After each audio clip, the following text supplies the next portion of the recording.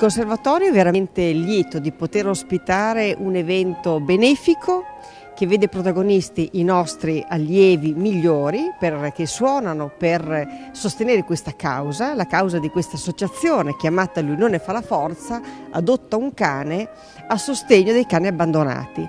Abbiamo un ospite molto speciale questa sera perché abbiamo Katia Ricciarelli con noi che è sensibile al tema, dà il suo contributo in termini di testimonianza e anche di contributi di grande artista alla causa, e il nostro conservatorio quindi si caratterizza anche per questa sensibilità a varie tematiche benefiche e sarà veramente il luogo di un concerto davvero da non perdere.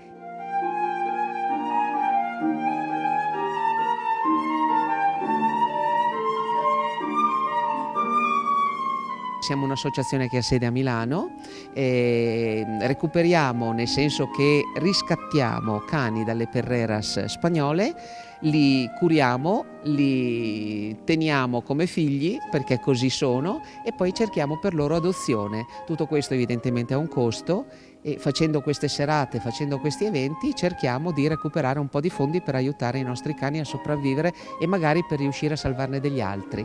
Le scuse più comuni per cui vengono abbandonati sono: cambiamo casa, non possiamo portarlo. Sul serio? Ma in che posto vai se non ti puoi permettere nemmeno di tenere animali?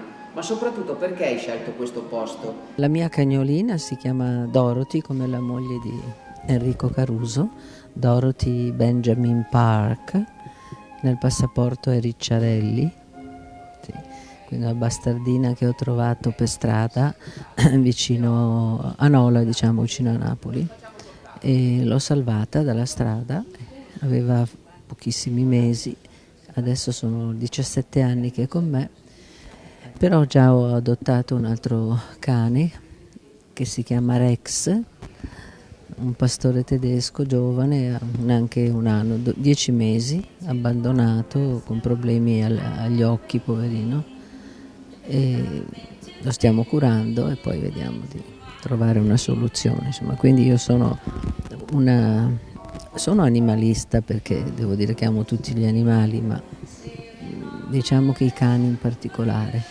Voglio fare cose nuove, perché la cosa più brutta per una cantante che ha una carriera come la mia, lunga e bella, così dicono, io non voglio dirmelo da sola, è quella di fare delle cose che ha già fatto in passato e che magari sono anche venute piuttosto bene, farle a distanza di 30 anni o 35 o 40 addirittura. E allora diventa un confronto con una Ricciarelli di 40 anni fa. È la cosa più stupida che si possa immaginare.